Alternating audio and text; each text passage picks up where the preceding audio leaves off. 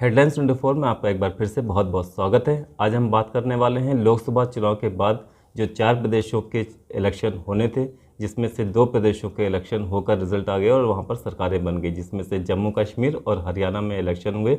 और जम्मू कश्मीर में फारूक अब्दुल्ला के बेटे उमर अब्दुल्ला ने शपथ ले ली। वहाँ पर इंडिया गठबंधन की सरकार बनी, कांग्रेस के साथ एनसीपी का इलेक्शन गठबंधन था, वहाँ पर सरकार बनी। और दूसरा प्रदेश हरियाणा, वहाँ पर एक अलग तरह के नतीजे आए। उसमें बीजेपी ने पूर्ण बहुमत की सरकार बनाई और वहाँ पर भी मुख्यमंत्री ने शपथ ले ली। अब बचते हैं 2 राज्य जिन पर में भी इलेक्शन होना था। उसमें सबसे ज़्यादा महत्वपूर्ण महाराष्ट्र और झारखंड। इनके भी चुनाव आयोग ने इलेक्शन की तारीखों का घोषणा कर दी। 13 तारीख को झारखंड का इलेक्शन होगा एक चरण में, और महाराष्ट्र 20 तारीख को एक चरण में इलेक्शन हो जाएगा। दोस्तों, इन्हीं के साथ ही जो उत्तर प्रदेश की 24 विधानसभा के इलेक्शन होने थे, इन्हीं के साथ डिक्लेयर कर दिए। उसमें से 10 सीटें उत्तर प्रदेश की थीं जो कि बहुत महत्वपूर्ण थीं।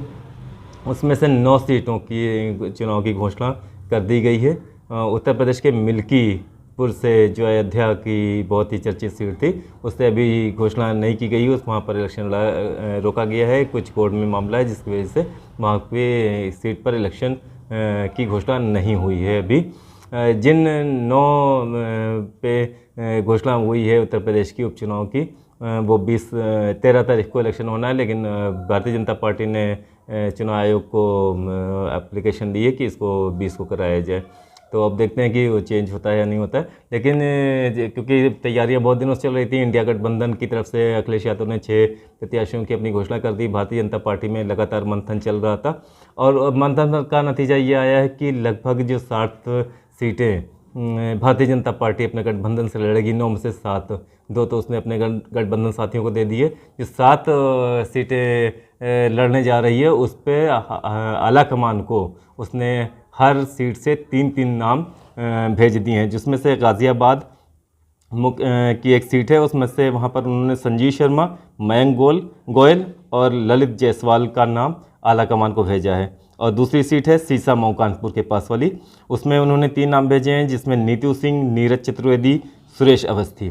और तीसरी सीट है कुंद की, इसमें यहाँ से शेफाली सिंह, रामवीर सिंह और मनीष सिंह का नाम भेजा गया है। चौथी सीट है खैर की, यहाँ से सुरेंद्र दिलेर, भोला दिवाकर और मुकेश सूर्यवंशी, ये 3 नाम भेजे गए हैं। और 5वीं सीट है मझुआ, उत्तर मौर्य, सूची स्मिता मौर्य और CL बिंद, इनका नाम भेजा गया है। और फूलपुर, यहाँ से अनिरुद्ध पटेल और दीपक पटेल, कविता पटेल, ये 3 नाम भेजे गए हैं।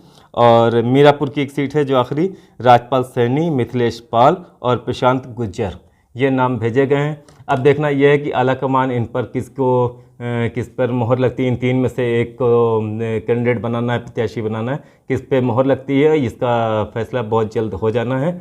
और देखते हैं कि इसमें से किसकी किस्मत खुलती है और कौन इलेक्शन में जाता है।